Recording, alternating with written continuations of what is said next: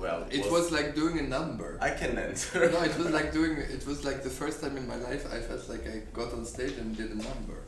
Yeah, sure. And like and maybe a little bit go-go dancer. Totally. Two guys dancing a little bit, then talking a little bit, and then kissing, and then undressing. Everything in 15 minutes. Yeah. And this was really fun. Yeah.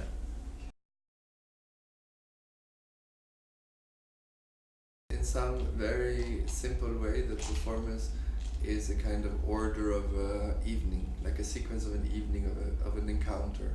Two guys meet, they dance, they talk, they get closer, they talk, they start touching what you didn't see, they start to undress, and then there's some sort of more wild scene going on, and then there's like a post thing, like a kind of hanging out, chilling together.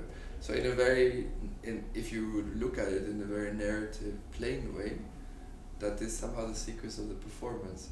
At the same time, it would be like okay, so we do this over an hour, and that would maybe normally happen over 24 hours. So on one level, it's a kind of speeded up version of that, and at the same time, we are taking our time to do it. So everything in the piece, now we sped it up again. Today we sped it up, but everything in the piece is like milked, so that you really have this kind of stretching sensation of time. Things take too long to make sense. So the piece somehow at the same time has a speeding up and a slowing down in it. Yeah, and I think it's a way to expand the notion of time and space, and to find different corporalities, I think. No? I don't know if it is a mirror of what we are, or if it's an escape of what we are. I think clubbing can be both, but I think in this piece we chose for it particularly because, first of all, it was something that we shared. It was something that was important in our lives. That's basic, but it's also not really reason enough to put it on stage, I would say. But it was part of our lives, and more importantly, it was a material and an expression of it was a situation in which people spend time differently. A club, especially when you are intoxicated, or is a place in which the borders, the limits of the how do you say you experience time in a different way. You experience time differently. It's you don't go to a club and spend 15 minutes there. It doesn't make sense. You are not functional in a club. You don't go. You don't say, okay, now I drink, now I dance, and then I go. No, you just spend. The idea is to lose the sense, the normal sense of time. Yeah, and in this work, we were the starting point of the work had nothing to do with club, had nothing to do with sex, had nothing to do with intimacy actually, but had to do with time, and how to enhance or how to make an experience of time felt. Yeah. And later these kind of very clear situations or representations came in, and club was one of those in which we saw that this is a place where people spend time differently and spend time with each other differently. Yeah. As they do in sex, for instance. So also sex and club somehow entered the piece, because that was their particular relationship to time was to us interesting. Of course, there are things that are difficult to talk about and that are easier to dance. I guess there's a reason we dance and we don't write, or but I don't think it is out of a struggle. No.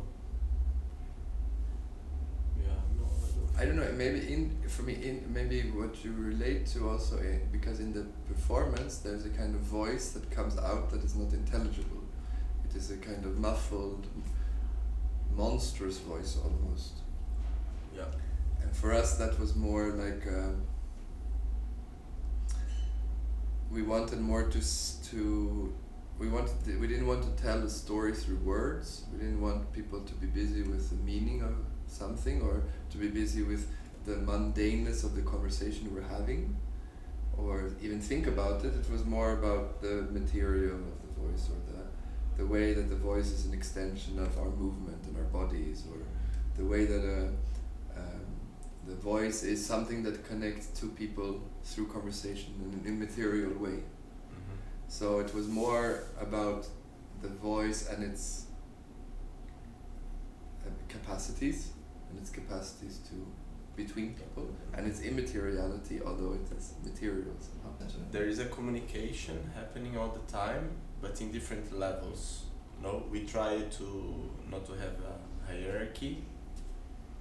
Even though we are talking, there are many things happening between us, and we are creating a kind of communication that's very, it's not confused because it's quite clear, but it's very dynamic, and it changes from one layer to another layer. Like, it's about be slow together, or suddenly he talks to me and then it affects me, and then I bring something else to him, and then it's a shape or image or feeling. Yeah.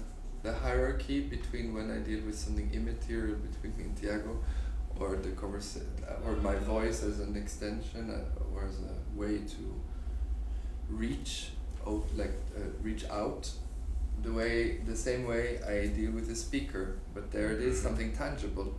But somehow we wanted, I think the attempt was really also to put that actuality, let's say, the actuality and that material next to something immaterial as material, and not somehow make such a fuss about it, you know. That can coexist next to this, and then I go back to something that is ephemeral or fluffy or not tangible. We didn't want to focus on those tangible things, but somehow we also didn't want to avoid them. I could think this piece is also about agency of things, and it could also be about how materials are vibrant, and about how there's very little difference between animate and inanimate things, you know. I think that can be there. But I see a lot of people almost having sex with speakers in techno clubs. Yeah. Like facing speakers or hugging speakers, or even sound, like vibrations. Yeah, through sound, but with the object, including the object in their bodies, you know? Yeah.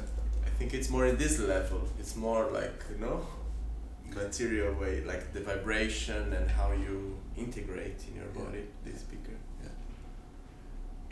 Or for example, how we communicate through the objects. There is also this, because it's, at one moment the speaker is in between us, and then we are like touching each other through the object.